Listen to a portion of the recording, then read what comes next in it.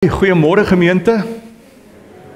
Baie welkom vanoggend hier in die erediens en mag dit vir jou ook 'n geseënde Kersfees wees. Mag jy die liefde van God ervaar wat geopenbaar is in Jesus Christus. En dit is wat ons vandag gedenk, dit is waaraan ons terugdink en dis wat ons ook en dis wat ek jou toebid wat jy in hierdie jaar ook in jou lewe mag ervaar. En mag ons saam wees vanoggend hier in die erediens tot eer van God wees, en mag die Heilige Gees met jou persoonlik praat, en mag hy jou hart aanraak, en mag hy jou inspireer, en vir jou nuwe hoop en krag gee, ook vir 'n jaar wat voorlê. Wanneer ons het so 'n adventtyd het ons begin, en ons het elke keer die kersse aangesteek, en vandag is dit nou die laaste kers wat aangesteek moet word, en dit staan bekend as die Christuskers. Nou waarom die kersse onder andere ook? Vir ons sê ons, en ons het hierdie jaar, het ons stilgestaan in adventtyd by ons tema wat daar in Jesaja te vind is, Jesaja 8 van vers 23 tot 9 vers 6, wat het gegaan het oor donker tyd. En wanneer ons 'n kers aansteek, 'n kers bring ons lig, en ons almal weet dit, ons het almal ervaring gehad met die load shedding tyd, hoe belangrike rol 'n kers speel, né? Want dit verdryf die donker. En wanneer ons dan vandag die Christuskers aansteek, dan dink ons daaraan dat Jesus Christus na hierdie wêreld toe gestuur is, dat hy gehoorsaam was om lig te bring. En daarom gaan ek vir ons 'n gedeelte lees hier uit Johannes 1 van vers 1. In die begin was die woord daar, en die woord was by God, en die woord was self God gewees. Hy was reeds in die begin by God. Alles het deur hom tot stand gekom. Ja, nie 'n enkele ding wat bestaan het sonder hom tot stand gekom nie. In hom was daar lewe, en die lewe was die lig vir die mense. Die lig skyn in die duisternis, en die duisternis kon dit nie uitdoof nie. En wanneer ek hierdie kers dan vanoggend aansteek, die Christuskers, mag jy ervaar dat Christus in jou lewe inkom. Want dis die profesie waarvan Jesaja praat. En dat hy in jou momente van duisternis wat jy ervaar, jou momente van onsekerheid, angs, vrees, mag Christus vir jou die lig in daardie omstandighede bring.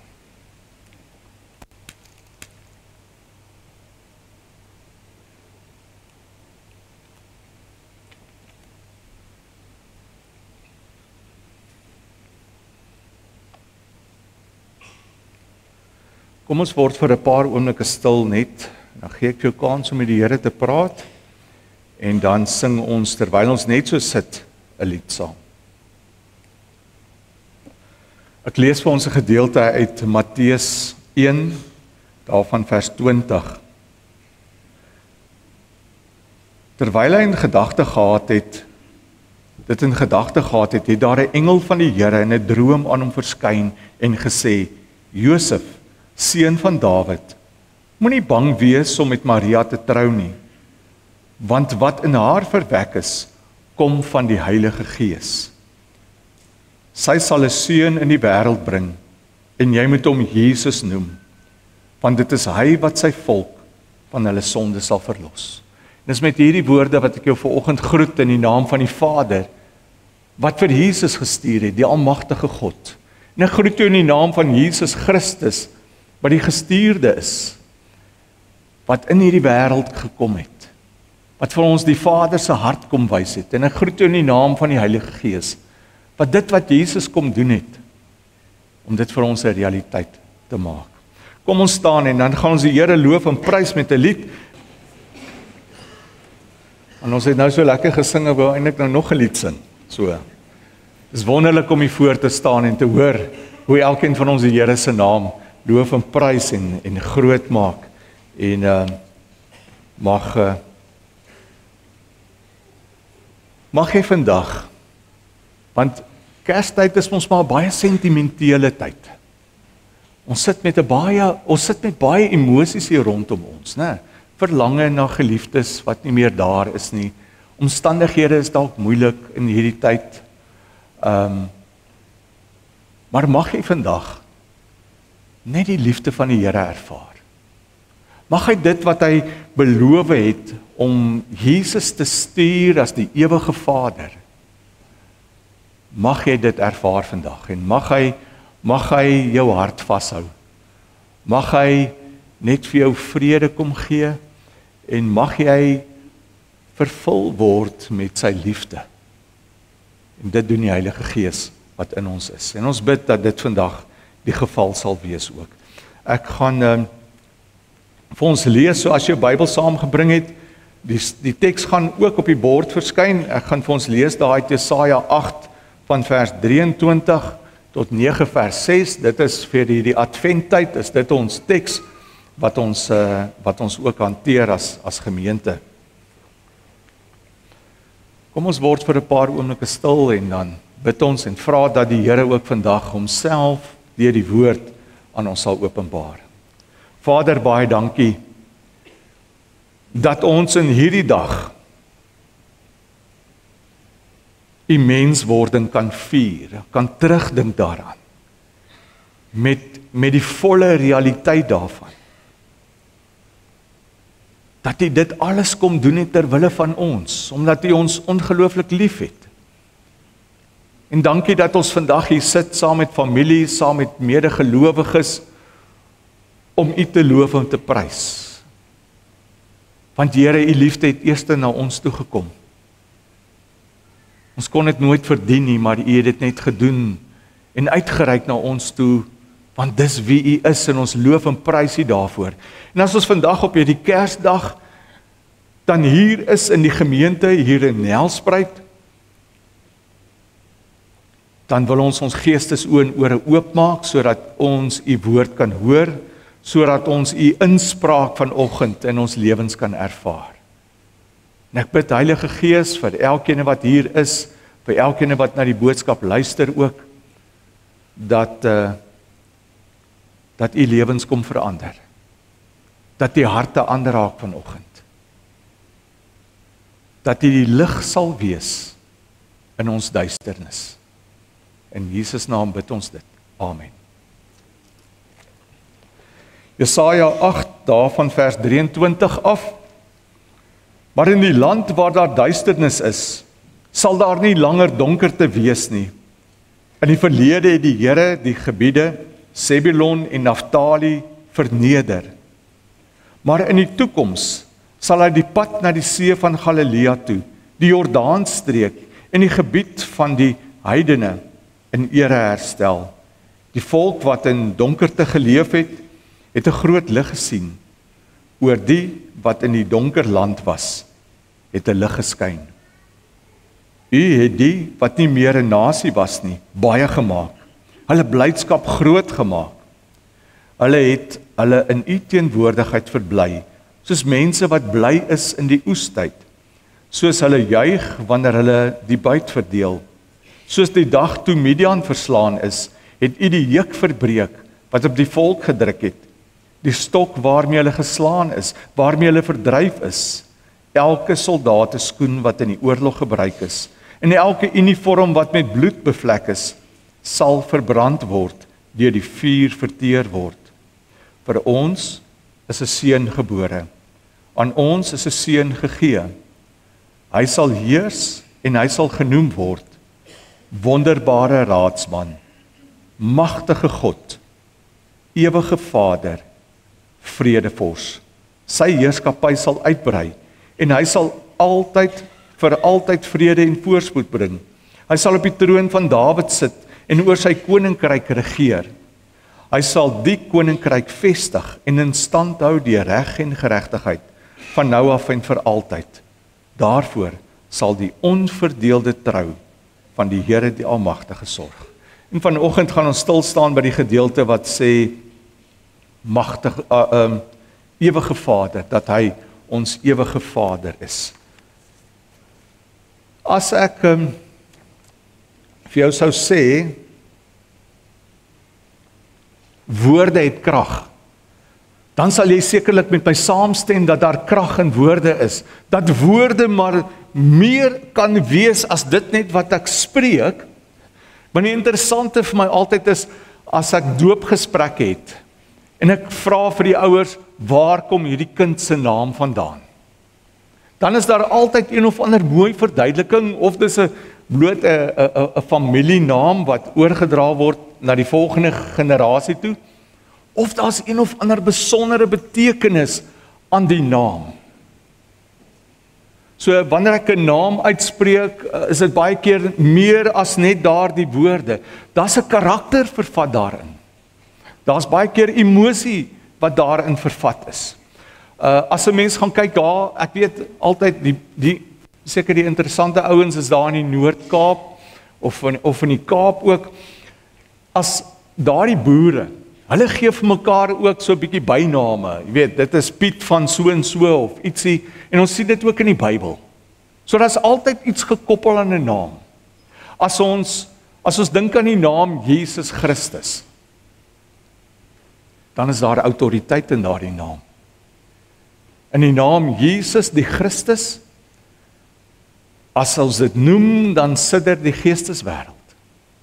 Die demone sidder daaroor, want hulle weet watter mag en autoriteit is aan daardie naam gekoppel. As ons die naam Jesus Christus noem, dan sal 'n gelowige vir jou kan sê wie hy is, wat sy karaktereienskappe is. Nou in hierdie gedeelte kom sê Jesaja onder andere dat Jesus Christus is ook ewige Vader. In die Hebreëus sê hy eintlik Vader vir ewig. Dis wie hy is. Nou as ek die woord Vader vir jou noem, dan weet ons is mos maar altyd kontroversieel. In terapeutiese terme kan vaderskap vir jou positief wees, want jy het 'n positiewe ervaring van vaderskap, van 'n vader wat jou veilig laat voel het, beskermd, liefdevol, omgegee het. Of jy kan aan die ander kant die negatiewe ervaar van 'n vader. 'n Vader wat glad net nie omgegee het nie, wat net afwesig was. 'n Vader wat altyd in woede gereageer het in die huishouding. So jy het 'n negatiewe beeld daarvan. Nou elkeen van ons wat in hierdie kerkgebou sit vandag, het maar 'n diep verlange in ons harte, né? Jy wil tog geken word. Jy wil verstaan word. Jy wil aanvaar word. Jy wil tog gehoor word. Jy wil veilig en geborge voel. Dis 'n diepe behoefte wat daar by elke mens is. Maar weet jy wat? In vaderskap kan daardie behoefte vervul word. Want 'n vader moet versorg. 'n Vader moet sorg, 'n vader moet omgee, 'n vader moet beskerm. En dit is so mooi wanneer Jesus dan ook kom sê, wanneer iets soos Psalm 103 vers 13 sê, soos 'n vader hom ontferm oor sy kinders. Soos 'n vader hom ontferm oor sy kinders, so ontferm die Here oor die wat hom dien. Hoor jy dit? Hy sê, so ontferm die Here hom oor die wat hy dien, wat hom dien. As ons gaan kyk na God, dan sien ons al reeds in die Ou Testament, wat het God begin doen met in terme van vaderskap? Dat hy regtig in sy vaderskap begin omgee het. Hy begin met daar in die paradys met Adam en Eva. Hy gee om vir hulle, hy reik uit na hulle nadat hulle teen hom opgetree het, nadat hulle oortree het, reik hy steeds uit na hulle. Hy maak vir 'n volk bymekaar met wie hy 'n pad wil stap wat sê, maar ek wil vir julle soos 'n vader wees, ek wil vir julle sorg, ek wil daar wees vir jou, ek wil julle beskerm, ek wil vir jou die belofte aan Abraham, ek wil vir jou 'n land gee vir jou en jou nageslag. Ek wil vir jou soos 'n vader wees. Dis God se grootste behoefte. Hy wil vir jou soos 'n vader wees. Hy wil vir jou sorg, hy wil vir jou lief wees. Maar terselfdertyd is daardie vader ook ene wat straf. Maar aan die ander kant is hy ook ene wat vergewe. En in ons teksgedeelte vind ons 'n volk wat in die moeilikheid is.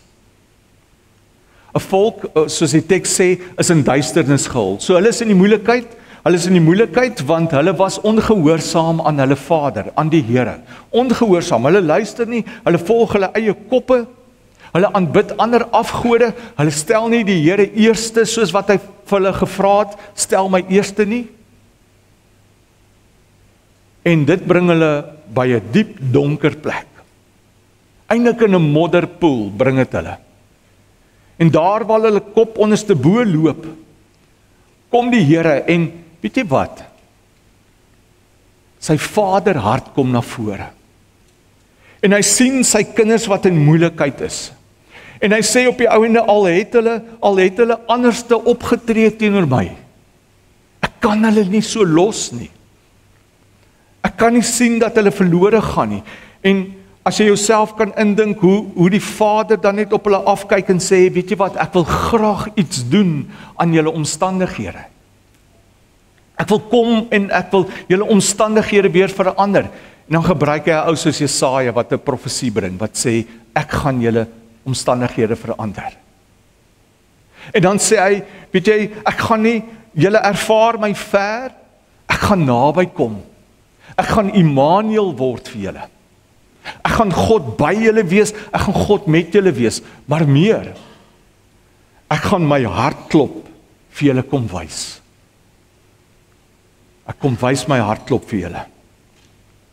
En daardie hartklop is nie net in die omstandighede nie, dis nie in iets nie, ek bring myself, 'n persoon, Jesus Christus, Immanuel, Messias, bring ek na julle toe, om my hartklop vir julle te wys. Dis wie God is, dis wie hy was, dis wie hy steeds is. En dis hoekom as ek en jy daaronder is, in die wêreld se moeilikheid, en dit voel donker, dan is hierdie die belofte vir jou, wat hy sê, ek kom na jou wêreld toe. Ek het na jou wêreld toe gekom om 'n verskil te kom maak. As jy donker ervaar, en jy sien nie lig aan die einde van die tonnel nie. Ek is die lig. Ek kom in jou lewe in, en ek kom verander dit. En Jesus is die hoop. Jesus is God se hartklop in die wêreld, en hy het dit vir ons kom wys. Hy het vir ons kom wys, hoeveel die Vader regtig vir jou omgee. Ek moet vandag vir jou sê, dat die wêreld,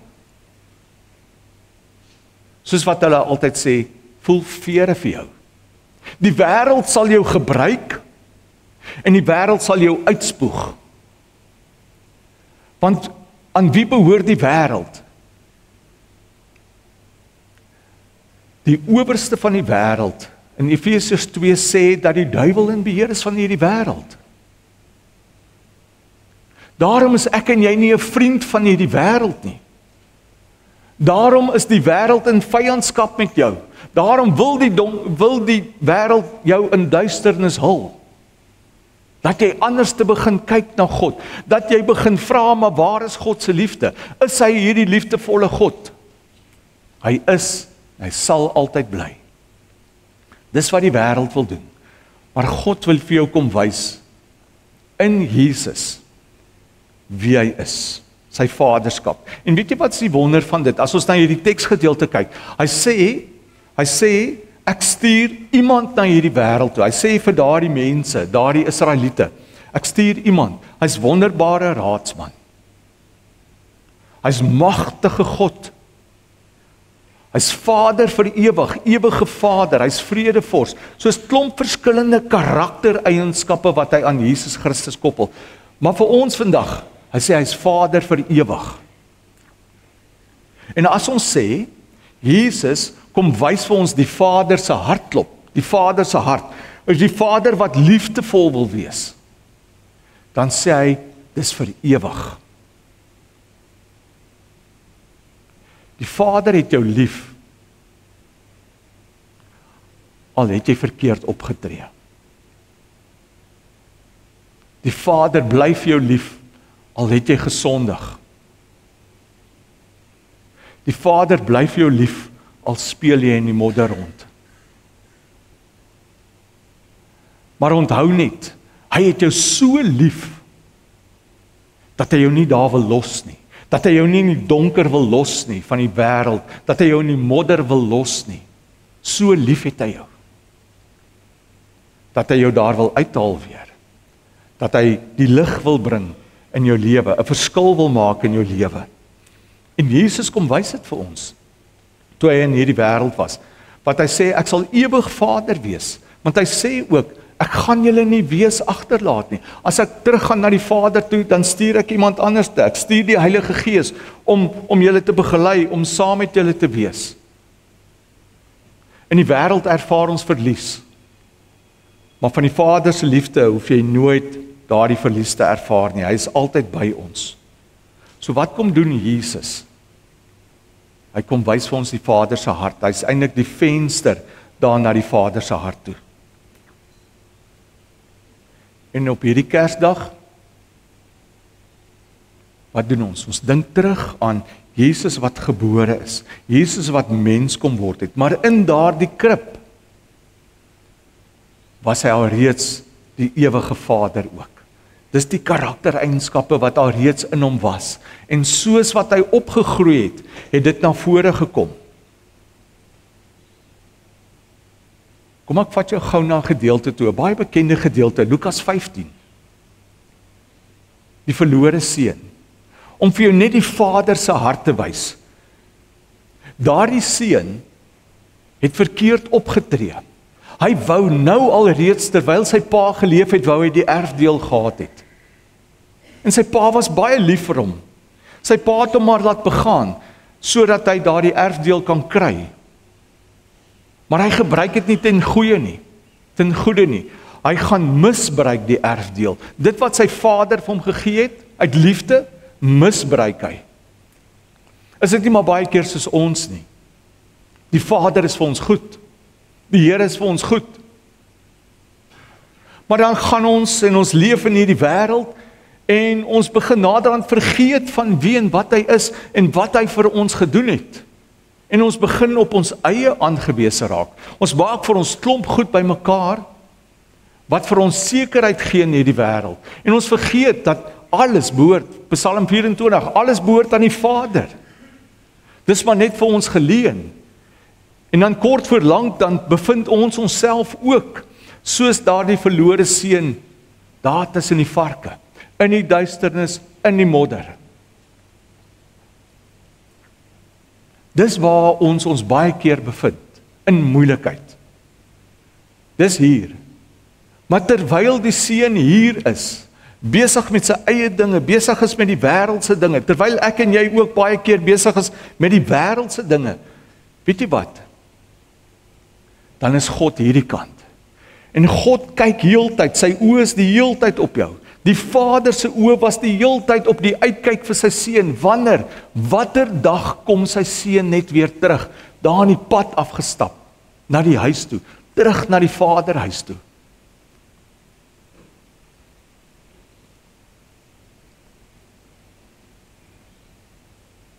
Waar bevind jy jou tans? Naby die Vader? Of bevind jy in donker omstandighede? Wil net vir jou sê, die Vader is lief vir jou. Hy kyk uit vir jou. Want wat gebeur toe daardie seun besluit, ek moet terugkom. Ek het niks meer oor nie. Al wat daar nou oor is die Here. Is die Vader. En toe hy terugkom, wat doen die Vader? Julle het al gehoor van die verhaal. Dis eintlik 'n baie ou Joodse verhaal. Wat sê, hoe dit eintlik geloop het, is dat hulle eintlik gesê het, toe daardie seun terugkom, dis wat die fariseërs en die skrifgeleerdes gesê het, toe daardie seun terugkom, toe sê die Vader vir hom, dit was 'n gebruikelike verhaal, wat almal geken, die Vader sê vir hom, nee, wow, jy het jou deel gehad, sorry om van jou probleem te hoor, jy het jou erfdeel gehad, ek is jammer. Jy het alles uitgemors, jy het dit nie goed bestuur nie, so. En dis hoekom Jesus die verhaal kom vertel, om te sê, maar kyk na die Vader se hart, dis anderste, want Jesus vertel dan die verhaal anderste, om te sê, nee, dis nie waar die Vader vir hom sê, stop, ek wil jou nie hier hê nie, hy sê vir hom, kom. Hy hardloop hom tegemoet, hy omhels hom, en voordat die seun heeltemal kan sê, hy is jammer, dan sê die vader vir hom, kom, ons herstel jou, kom ons trek vir jou nuwe skoene aan, kom ons gee vir jou klere, kom ons hou 'n fees, omdat jy terug is. Dis die Vader se hart. Die Vader kyk heeltyd uit vir ons. En hy het dit in Jesus, want die mens het vergeet van hoe sy hart lyk. En hy stuur vir Jesus na hierdie wêreld toe, om te wys wie hy eintlik is. Dat hy ene is wat ons onvoorwaardelik lief het, met agape liefde, onvoorwaardelike liefde. Want hy sê vir jou daar in Romeine 5 vers 8, sê hy vir jou, ek het vir jou gesterf toe jy nog 'n sondaar was. Toe jy eintlik daar in die modder was, het ek al voorbereidings getref, dat jy kan terugkom. Dat ek jou uit daai situasie uit kan haal. So lief het ek jou. Sê hy nie vir ons daar in Romeine 8 vers 31, niks in hierdie lewe sal jou kan skei van die liefde wat ek vir jou het nie. Hoor dit vanoggend. Niks kan jou skei van daardie liefde nie. So, as jy jouself ver van die Here af bevind vandag, dan sê die Here, niks gaan jou kan skei nie. Nie eens daai omstandighede kan jou skei van die liefde wat ek vir jou het nie. Want ek het my seun na hierdie wêreld toe gestuur vir jou. En wanneer Jesus hier op aarde is, en hy die Vader se hart vir ons kom wys, dan sê hy, wie my sien, hy sê daar in die Johannes Evangelie, wie my sien, sien die Vader. Hy sê, ek en die Vader is een. Dis die Vader se hart vir ons. So in Kerstyd, vandag, is dit die hoop wat ons het. Dat ons 'n Vader het, wat uitkyk vir ons. En hoe weet ons dit? Hoe weet ek dat hy uitkyk vir my? Want jy sit vandag hier in 'n kerk. Jy sit hier om Kersdag te vier. Dit beteken jy glo dat Jesus Christus gebore is. Jy glo dit. En Jesus Christus is die vergestalting van die Vader se hartklop. En die Vader se hartklop is dat hy vir jou onvoorwaardelik liefhet. En dat daardie liefde ewig is. Ewig. So vat dit vandag. Dis die boodskap van Kersfees. Die Vader se liefde vir jou is vir ewig. Die wêreld kan jou een kant toe gooi, een kant toe stoot, maar die Vader sal jou nooit wegstoot nie. Hy wag altyd met oop arms vir jou om te sê, ek wil my wil in jou lewe laat plaasvind, want ek het my seun gestuur om vir jou te sterf. Mag jy in hierdie dag dit ervaar. Jy wat ook 'n vader is wat vandag hier sit, leef daardie liefde. Leef Christus se liefde uit teenoor jou mense. Jesus se vaderhart sê laastens, dis onvoorwaardelik. Hy het jou lief nog voordat jy reg gedoen het en nie omdat jy reg doen nie. Is 'n liefde wat jou nie wegstoot nie. Is 'n liefde wat vergewe, is 'n liefde wat beskermend is. En dis 'n liefde wat jou gaan vorm as jy naby hom is. Mag elkeen van julle die liefde van Christus ervaar. Mag die liefde van Jesus Christus jou lewe verander.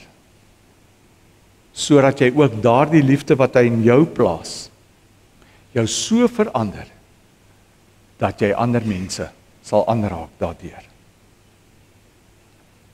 Ek gaan vir jou 'n paar oomblikke gee van stil gebed, om met die Here te praat en vir hom te sê, Here, hier is ek. Ek weet nie, dalk wil jy vir hom sê, ek voel bietjie ver van u af. En mag jy sy liefde en sy nabyheid voel. Ek gee kans vir stil gebed.